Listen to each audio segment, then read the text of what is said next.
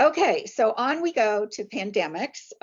Always a fun thing to think about, but we can go on to the next. This is a wonderful image.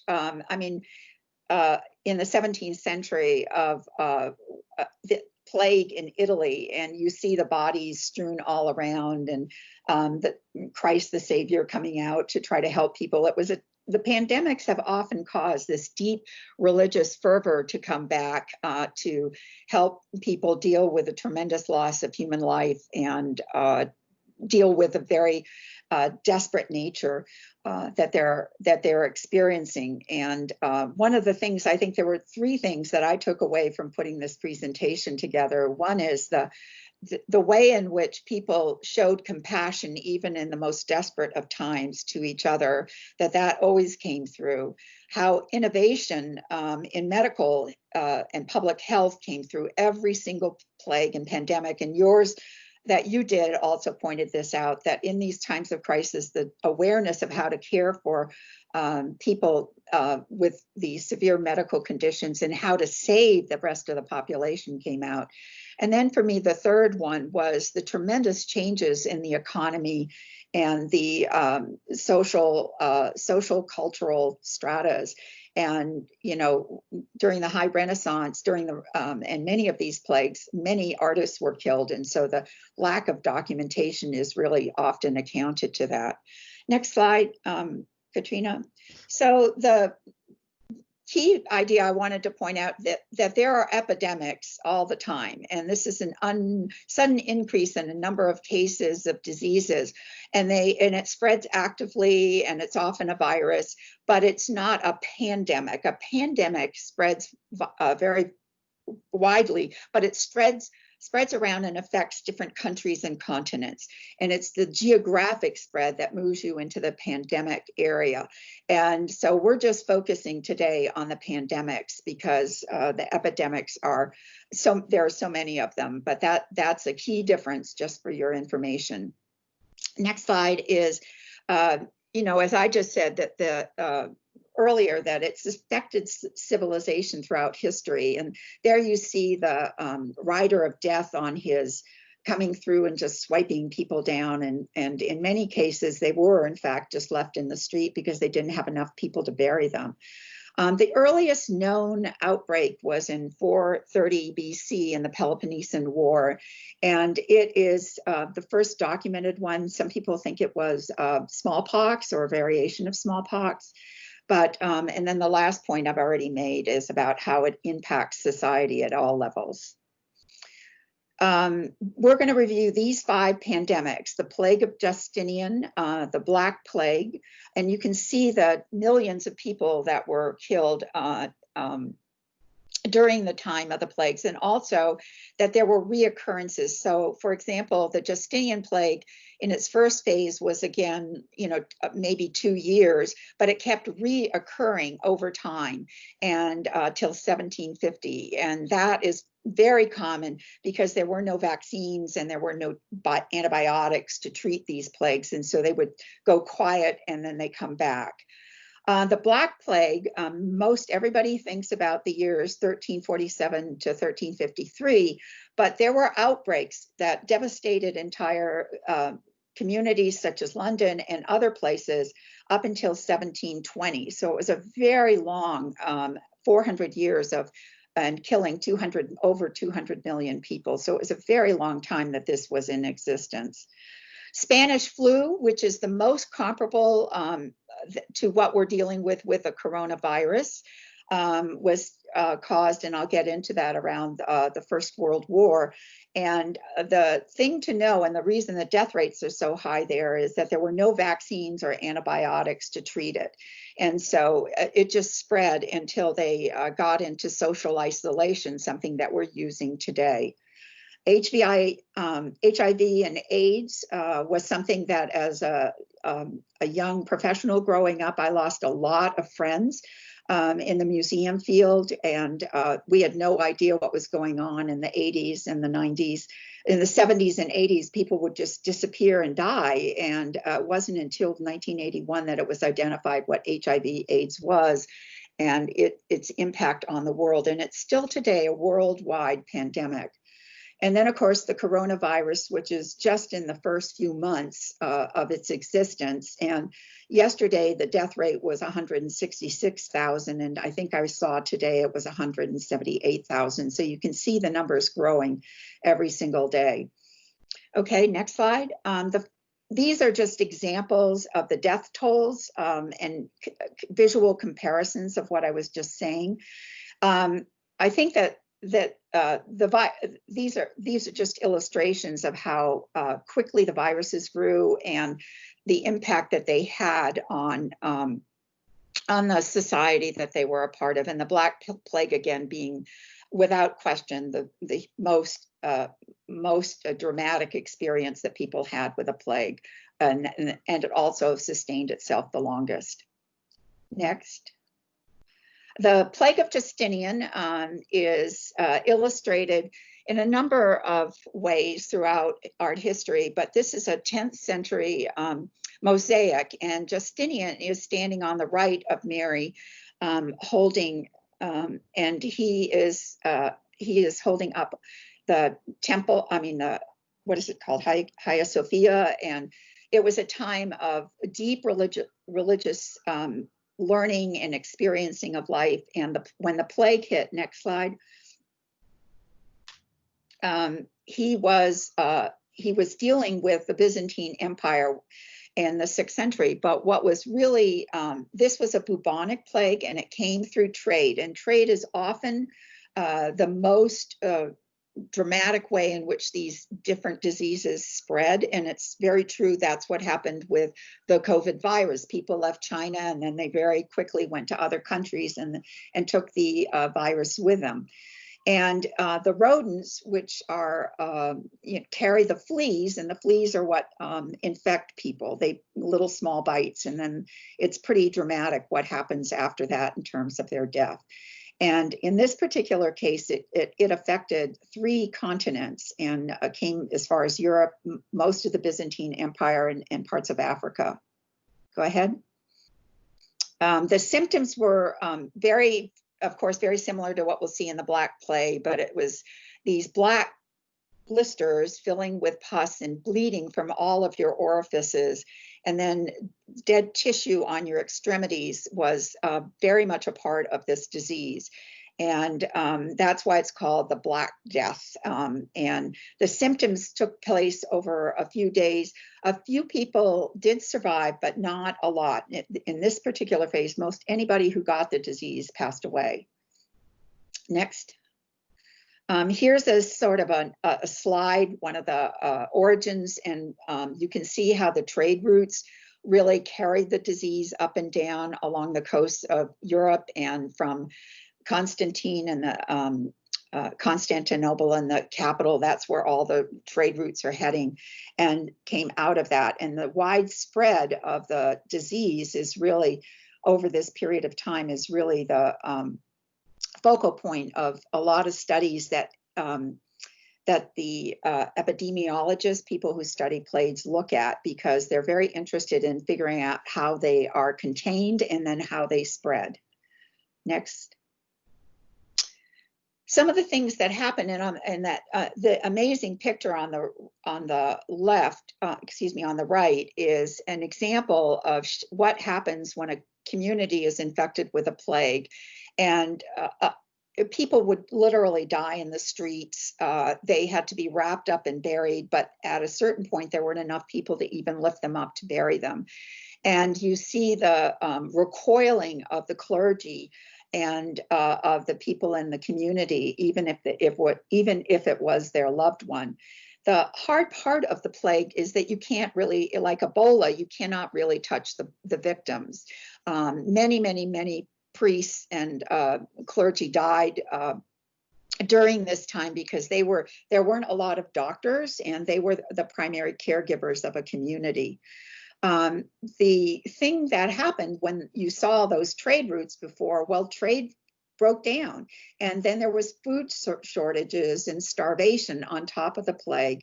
And then other countries decided to invade the Byzantine Empire and brought it to a crushing halt. And that really ended serfdom that was practice very close to enslavement, because there were so few people left to do the work.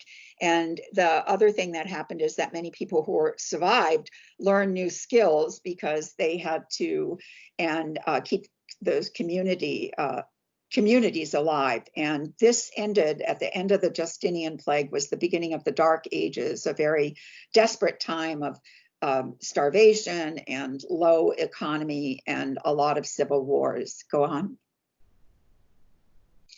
The Black Death, this is the other, probably if you go back to the visual, this is the one that shows you the largest number of deaths that occurred. And here we've got a image of Florence, and you can see the people just piling up at the bottom of the screen, and the priest trying to bless them and get them ready for burial. But the question again and again is how to bury them. There's a very famous book called The Decameron Tales, written by Boccaccio, which describes the death and the experience of going through the plague.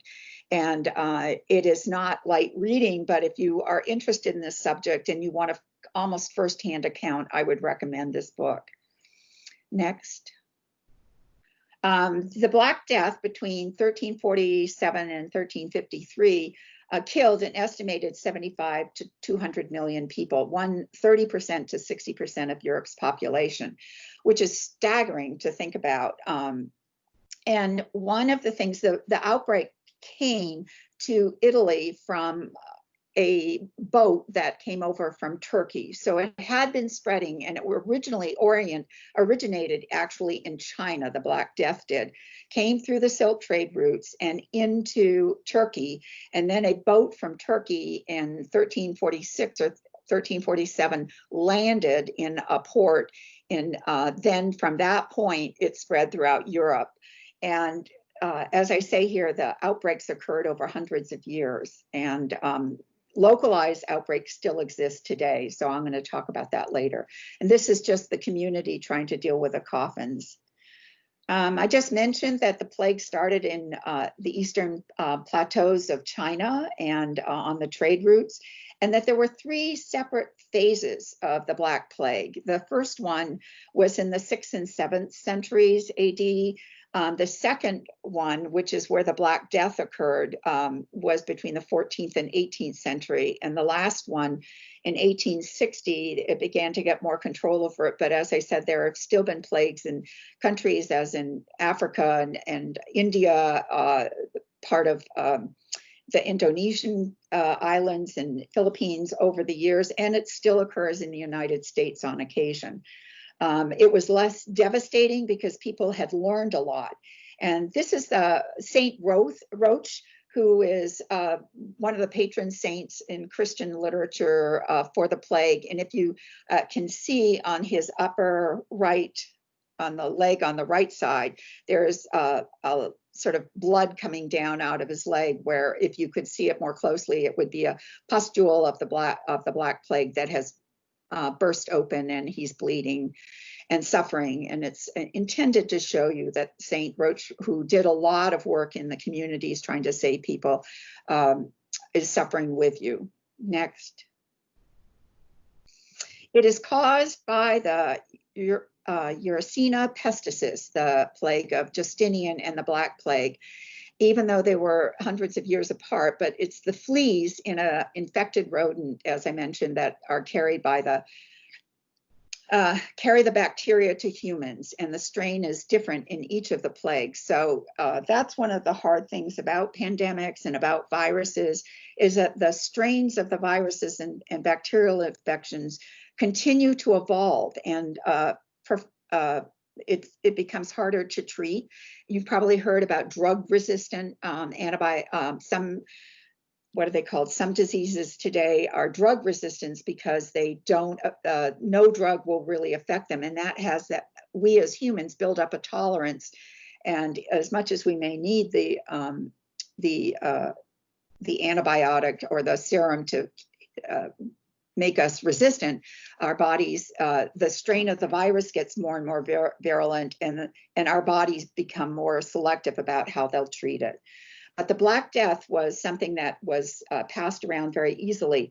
And one of the things, next slide, Katrina, one of the things that I learned was that, you know, the rodents, many people had houses that were covered with thatched roofs. Well, the rodents lived in the thatched roofs.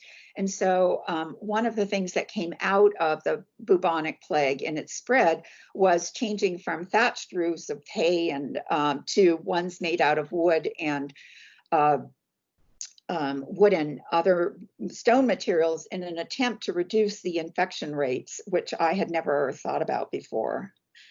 Just a lot of things that you learn during these.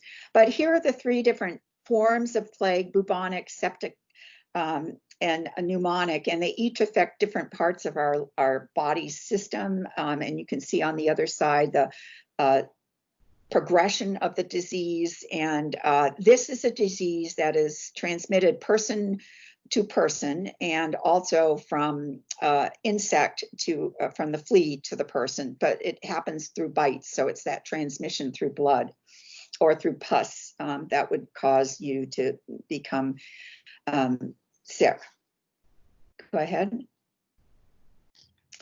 Again, here we're looking at another map. This is just a map between 1346 and 53. And if you get it on the screen, you can make it much clearer, but you can see that it came from in the green lines from over in China into Turkey, and then from Turkey to Greece, and then into Venice. And so it was really, again, along the trade routes that really captured it. And once it was in Venice, it went all the way north up into into Norway and England, and even into Iceland. There are accounts of it. Next slide. One of the great, wonderful, as in many wonderful paintings that was done, this is a Triumph of the Death by Peter Bruegel, the Elder, and it's done a little later than the plague. Again, when there were so many people dying, they couldn't really account for creating a lot of artistic material, but Bruegel, during the Renaissance, it came back, and this was one of the resurgences of the plague, not the original 1347 to 53 plague, but you can see it trampling another civilization. This is it, and one of the things on the far right, you see the king is dying of the plague, and on the far left, you see gamblers and prostitutes dying. There's every aspect of society that was affected by it. The notion of dealing with the dead, it was, again, you portrayed in this picture with a pyre in the middle, and you can see the devastation of the land behind all the figures in the very foreground, and that speaks to the lack of ability to farm and to take care of the lands that people went through. And the number of skeletons, I happened to see this in the Prado one time, and there, if you see very, very high up, there are little skeletons all around, but they are animated and moving. And so this mixture of life and death as an actual equal going through the painting is part of the story, that living was living with death. And Bruegel, I think, captured it tremendously and in this particular work. It's something, if you ever go to Prado, you should go see his paintings there. And I know it's hard to see, but you can look it up on the web, and they have lots of details. It's an absolutely extraordinary story about the impact of the plague on society. Next. There were a lot of impacts. As I said, there was the decline of serfdom, again, coming out of the Justinian period. Survivors, their standard of living increased, and they had more opportunities for working. And there was the great suffering of all of the communities really affected the church, because people would pray and pray and pray to in the Roman Catholic Church, but nothing happened to really relieve the suffering. There was an upsurge in bigotry and scapegoating, particularly of the Jewish population, who were just as affected by the plague as everyone else. But you see that today or people are overreacting to the Asian community, thinking that they, that they should be persecuted in some way or shunned. And, it's crazy when people come up with these ideas, but when so many are dying, they're desperate for an answer. And so this plague at the end of 1353 led to the Renaissance and in Italy, which was a great flourishing time of art and culture. However, it was also impacted several times by the plague. Next slide. I think this is one of the most beautiful paintings in Venice. When you get there, we're all going to be able to travel someday, but it's in a church that is dedicated to Saint Roch, and it shows the healing of plague victims. And you can see in the very center with a halo around his head, that's Saint Roch caring for the different patients with their sores and with the suffering that they're going through. And the composition of this painting, how all the bodies and arms and eyes on the two left and right hand side are directed towards him in the very middle, is very powerful portrayal of the impact of compassion and caring for our fellow human being, and how important he was in the lives of many of the Christians to help understand and relieve the suffering of this pain, because dying of the bubonic plague was really, really difficult. There are a number of artists, including Titian, who died of the plague when he got it, and many records of people who had the plague and then recovered from it. This is probably, I think, one of the most beautiful sort of Christian paintings about the plague, because the suffering here is not like you saw in Bruegel, where people's bodies are twisted and turned. They're languid. They're almost like Greek statues laying out of warriors, who are suffering, but they're not tortured in the way that we saw in the Bruegel painting. Next. Health improvements. So this is a very important thing that came out, particularly starting with the Black Plague. Venice started quarantining the ships, and the word quarantine derives from 40 days. And so they did it for 14 days, but that wasn't long enough. So then they extended it to 40 days. And so when a ship landed, it went into quarantine in an attempt to have everybody who was sick, get over it and be able to come off the ship or die. So it was kind of extreme, but that was what was going on.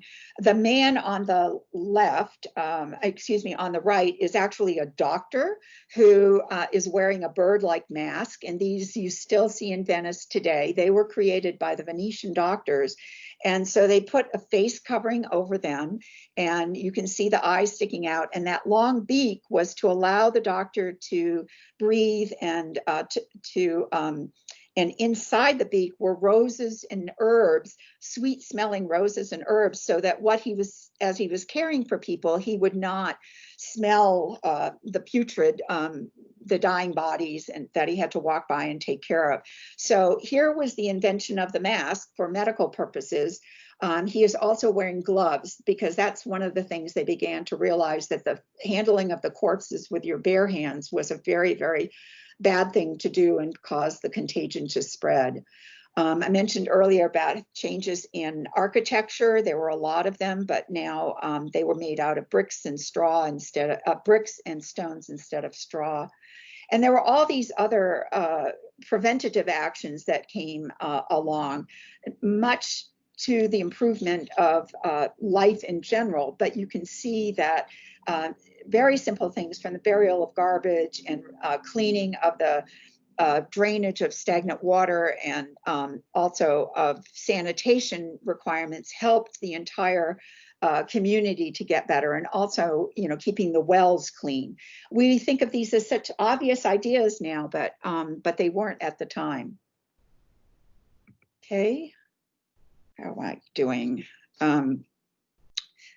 This is the Grunewald altarpiece, which was done by Matthias Grunewald, and it is an altarpiece in a church that actually shows the skin diseases. People who had the plague and other horrible skin diseases at this time went here as a sanctuary to be taken care of by the monks and the priests.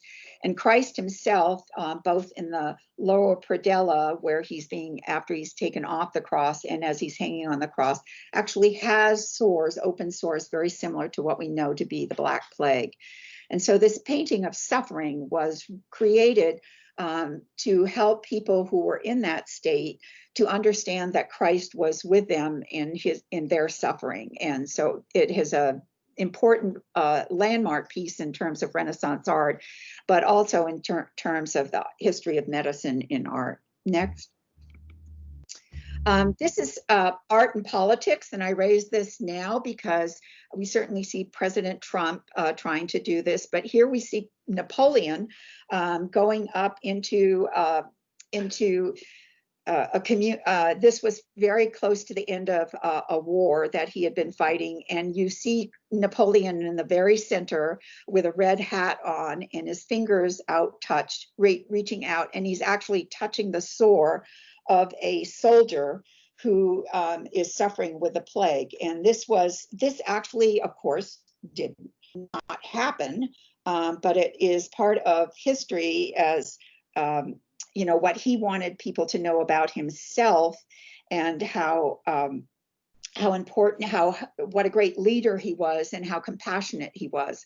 And so, it just raises, even in times of politics, even in times of the plague, politics play a big role in forming the leadership view of them in history. And when I found this painting, I was just really struck by that notion that things are changing. Next slide, Katrina. And this unfortunate man, Paul Gaylord, in 2017 was bitten by his cat, who had a dead mouse in her throat, and he got the plague. And when we call it the Black Plague, that's what we're referring to. Do you see how he lost all of his fingers on his hands? And this is when the decaying is going on, and he is, he survived, which is really amazing. And he survived because we have antibiotics today that can treat the plague. And that's one of the big innovations that came out ultimately through the plague. Next. The Spanish flu, I got to speed up here a little bit. Spanish flu was 1918 to 1920. And it was just like you're seeing today. Everybody had to wear masks and do social distancing. They had already learned these important chapters of important skills. And it's one of the ways that as severe as this was, the pandemic was contained. Next. The Spanish flu, this is a portrait of Edvard Munch. He had the Spanish flu and almost died of it. And he painted this kind of gaunt face of him, a portrait of himself recovering in the recovery stage. And I think it says a lot about when you listen to people who are talking about recovering from the coronavirus, how exhausted and weak you are as a result of it. Millions and millions of people died, and there are a couple of reasons that happened. The Spanish flu did not originate in Spain, and most people don't know that. What happened is that Spain was not in World War I, and it was the only country, therefore, that was reporting on this what they thought was an epidemic of flu. And what was happening is that people left Spain and went into Europe, and Europeans came into Spain, and that's how it got spread. But it was only called Spanish flu because they were the first to report it in World War I. And then it spread throughout Europe in the trenches. And that's the really sad part of this, that so many soldiers died of the Spanish flu because it was spread through the trenches, through the ways in which the troops moved back and forth, and the ships that came back to the United States with American troops brought the Spanish flu to America. Next, Katrina. It is another virus that attacks the respiratory system, and this virus is being studied a lot along with the coronavirus. It's not, to my knowledge, a coronavirus, but it's highly contagious. And if you look at the list of symptoms, it's very, very similar to what's going on today. And so that's why the epidemiologists are studying it so carefully. Next. These are models. These are, there wasn't a huge record of the spread, but these are models depicting the spread of the coronavirus. Of the Spanish flu over just a short period, 263 days. So it gives you a sense about how quickly it spread and how dramatic that spread was and how quickly the death toll rose over that period of time. And we're so early in what's now the coronavirus COVID-19 phase that we have no real sense. We've only been in it for 3 months, so it'll take a while for us to really understand the world spread. But it's very dramatic. It will be very dramatic. Okay. There are many pictures of posters and of flyers that are trying to get people to prevent them from going out. Don't keep your mouth and your teeth clean. I love that one. But avoid coughing and sneezing, and don't go to poorly ventilated spaces, and because the droplets will spread. So there was a very active campaign to wear masks, much like what's going on today, and encouraging people to stay home if you have a cold and to not take public transportation. Next. Public health improvements. This is Egon Schiele, who painted this. His wife and child died of the Spanish flu. So this is a portrait of them together before, of course, that tragedy. But again, as I said just a few minutes ago, the social isolation was used for a lot of medical and public uses. This is in the 1918s is when epidemiology, that is the factual study of a virus began to be implemented, and the collecting of data and the use of that data to be more systematic in predicting what the trends would be with the outbreaks and how people would be affected by it. Next. Just a quick summary of some of the cultural impact. Many young people in the Spanish flu, and that's quite different than what's going on with the COVID virus, died of it. And this led to a huge change, if you can imagine. After World War II, so many young men had been killed in the war, and then the Spanish flu wiped out more of them.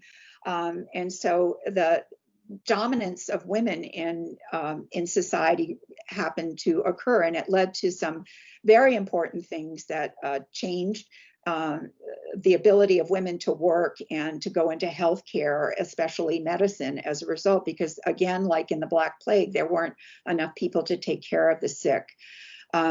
It was a lot of public health authorities had to figure out new ways to deal with a pandemic, but social isolation and masks were key to that success.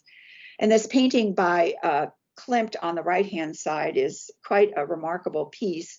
You see the figure of death holding his cipher, and he's looking over menacingly at the bodies of women and children, all huddled, it looks like, in a large bed, but probably many of them are going to go on that, are going to die as a result of the Spanish flu. And it is also, some of them will live. And so it was unpredictable who would be attacked. Next. HIV/AIDS, which started, was identified earlier, but in 1981 was really identified by the United States and the World Health Organization. In the beginning, it was thought to be very localized, and there are a lot of great American artists, especially Robert Mapplethorpe, and you'll see several in this presentation that came out. They were gay, but they came out in a way through their art to express it and to bring it into a focal point of public attention. Next. HIV/AIDS was first documented, as I say here, in the Congo in Africa in 1957, but they thought it was just very localized, and it wasn't until it began to spread in sub-Sahara that it became noticed, and then it became transmitted around the world. And it's infected over 32 million people have died from AIDS since 1981, and 75 million people or more have been infected. And again, like testing is being talked about so much today, we don't really know if those are the accurate numbers. It's just the number of people that have been tested. There are two components to the virus. The first one, HIV, is the human immune deficiency virus, which attacks your CD cells and makes it very difficult for the body to respond to the infection, and it's spread throughout your blood and semen and fluids. And AIDS, the second part of it, is the acquired immune deficiency, and that's when it's the advanced form of HIV, and it's persistent and it has not been eradicated. The great thing that has occurred is that there are drugs that treat the virus, don't cure it, but treat it. Next, Katrina. This is a slight repeat of before, but HIV really attacks the immune system, and it spreads rapidly. And in the 60s and 70s and early 80s, we had no idea what was really gone. It was called almost the wasting disease, because people who contracted it would just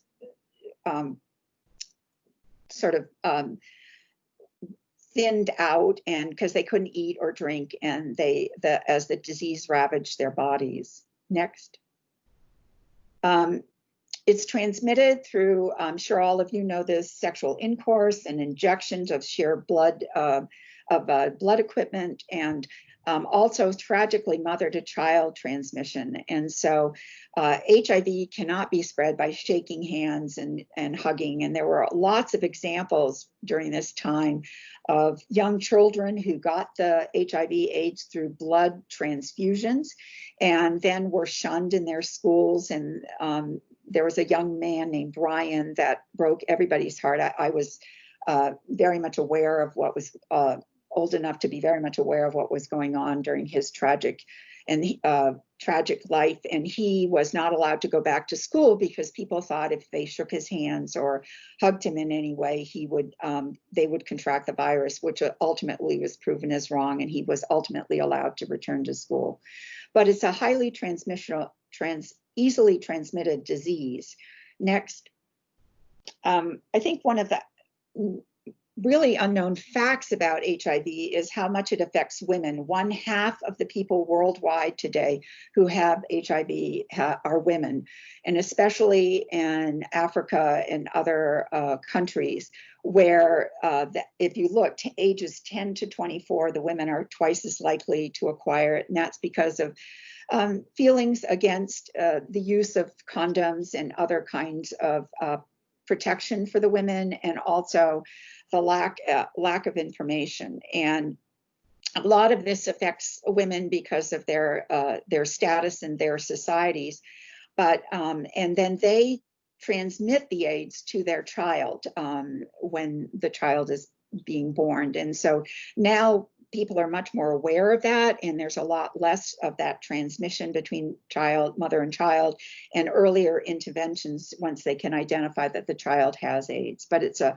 tragedy that many people do not know about, how contagious this disease is. Go ahead. The rate of AIDS spread, this is a map that just in 2017 shows you a large portion of that is in Africa still, parts of South America and Southeast Asia. It's in the United States and other people, but just for example, in that 1 year, 100,000 people died of AIDS. Next slide. As a result of AIDS, the whole LGBTQ movement became active and very, very visible. There was a huge effort to combat homophobia, excuse me, and the way that people who were gay were as they were identified, people were shunning them and not caring for them. One of the tragic impacts of this disease are the thousands of orphans that were left behind, especially in the sub-Saharan African areas, thousands and thousands of children. And this is a work by Felix Gonzalez-Torres, and it's thousands of pieces of candy that are stacked up, and you're invited to take one. And as the size of the mound diminishes, it's intended to be a reminder of the loss of life that people experienced at all levels throughout the world. Next. President Reagan, unfortunately, did not respond to the issues around AIDS. He was very late in responding, and it was, you know, when the CDC identified it in 1981, it took until 84 for Reagan for the government to allocate funds for it, $61 million. But it wasn't until 1987, 6 years later, that Reagan began to mention that this was an epidemic or a pandemic in America, and his wife spoke out against it. Many of his earlier reports, his communication directors, and because it was a very right-wing Republican government, talked about this was a revenge on gay people and we should just let it happen. And gratefully, many other people responded that that was inappropriate, and Congress was the one who rose up and began to fund treatments for it at the CDC and the World Health Organization. Again, a disease that should be treated with compassion turned into a political issue. Next. I do want to say that here under public health improvements, that to the very contrast of that, President Bush Jr., who lives here in Dallas, during his administration allocated billions of dollars for AIDS treatment in Africa. Nobody else, no other president in history has allocated as much as he has. He did during his administration to create antivirals and to get the diagnostic testing done, and to really help Africa, where the large portion of the AIDS epidemic exists today. And he continues to foster that through his work at the Bush Institute here, which he supports, of course. But infection rates are falling, and the antiviral medications that were developed in the 2000s and have begun to deal with decreasing the number of deaths. It doesn't, again, cause the AIDS to disappear, but it does decrease the impact it has. Okay, Katrina, next slide. Okay, the AIDS quilt. Do any of you know about the AIDS quilt? I'm just wondering. No, well, it was a phenomena. And that's what I thought when I put this together. I thought, I bet the students don't know about the AIDS quilt.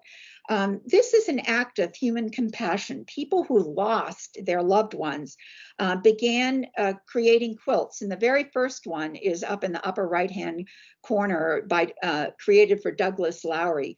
And so after this got published, and it turned into a grassroots organization, that these small quilt panels were then combined together, and you can see this in the detailed photograph below it, relating the names and the dates and aspects of the person's life. As the quilts have gone on to be made, they also now represent, they began to include artifacts like of the person during their lifetime, so that it's become a huge project. And it was shown in the, this is a display in 1996 in Washington, at the Washington of the mall, the great mall there.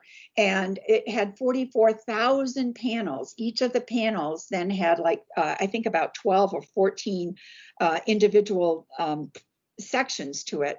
And so this was the line, this was paying tribute to these amazing lives that had been lost, and then people could come and remember them. So it's probably the most dramatic. You can see some of the statistics, 91,000 names were included.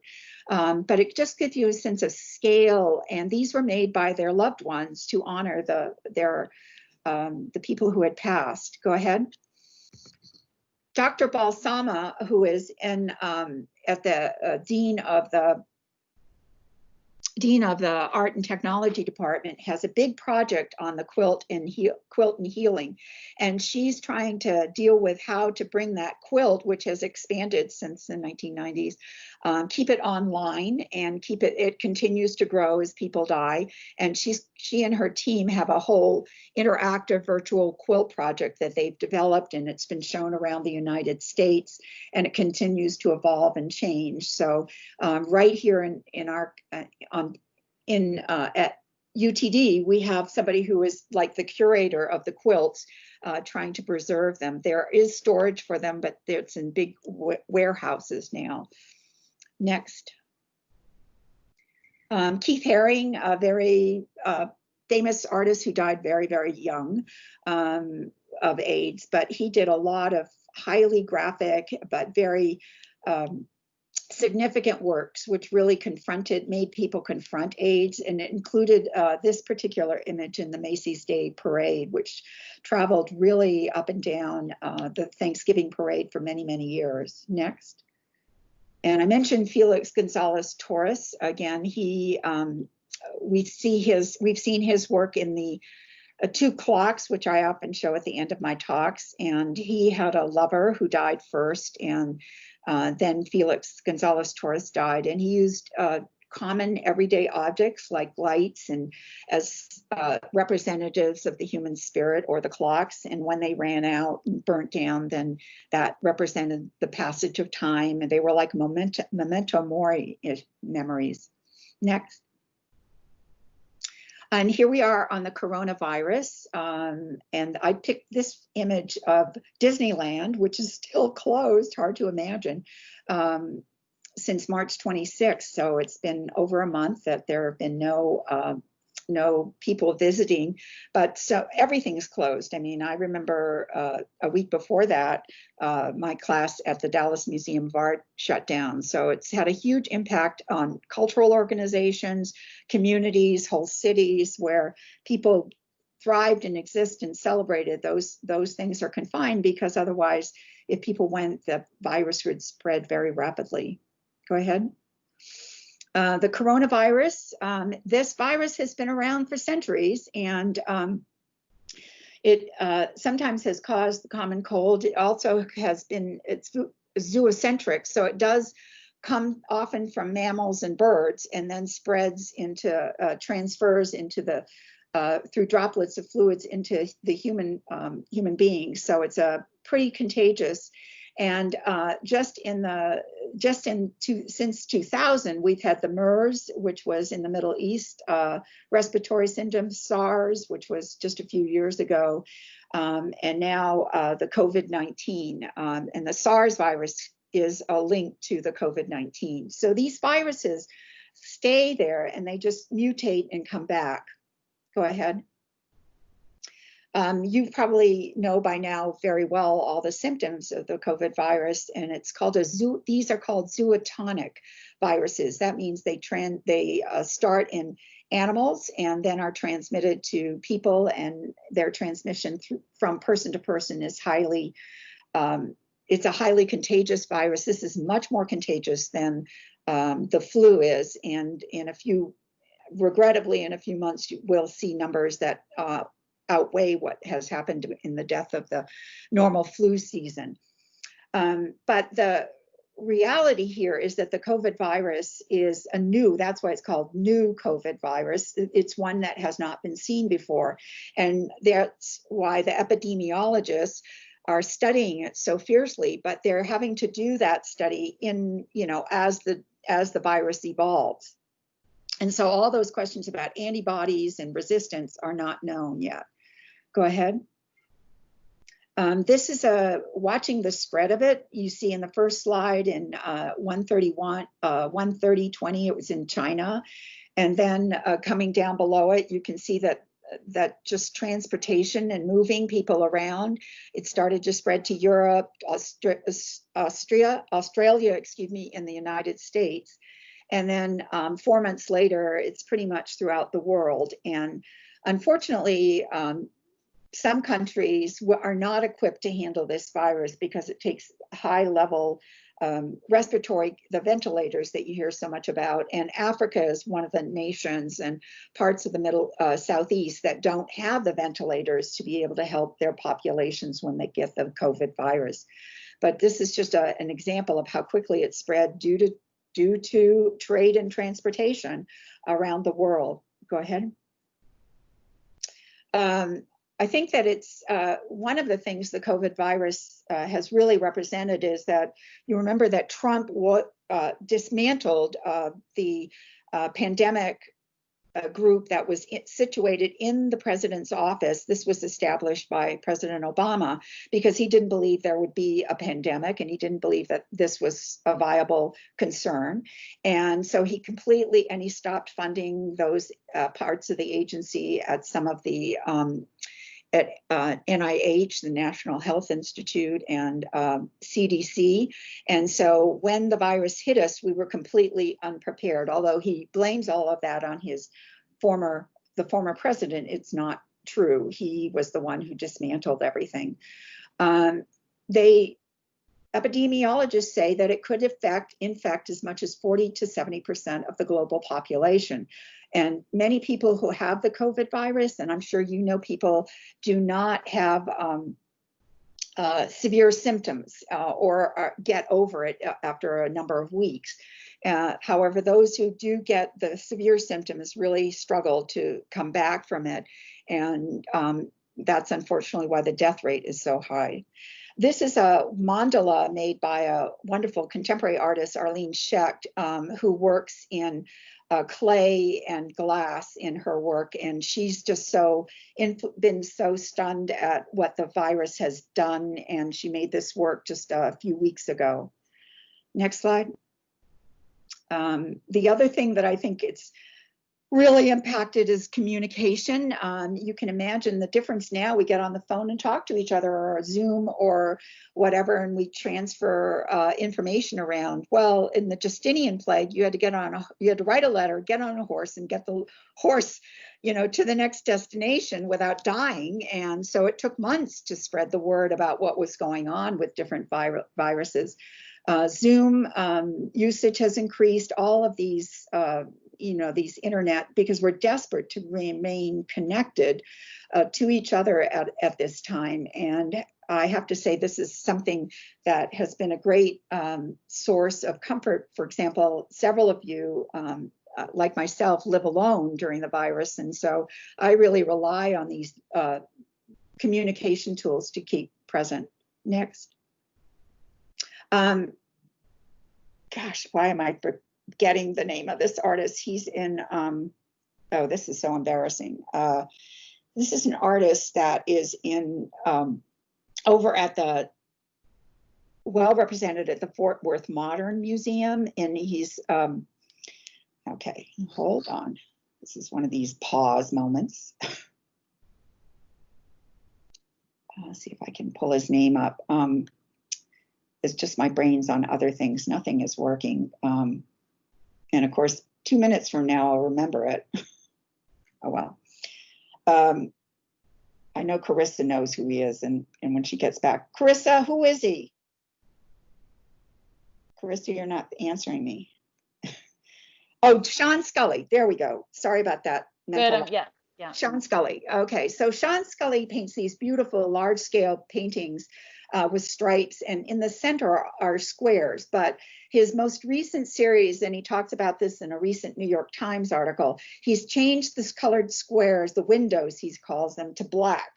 And he's done that because in light of the pandemic, that he thinks that this is a way to represent that the role art can play, and as a way of giving examples of what it's like, in his case, to be at war with something unknown. So he has although these look deceptively simple in terms of geometric stripes and a square on the inside, it has a lot of personal significance to him. And I think when you, if you get out and you'll see his work and compare it to the work he did in the 80s, they're quite different.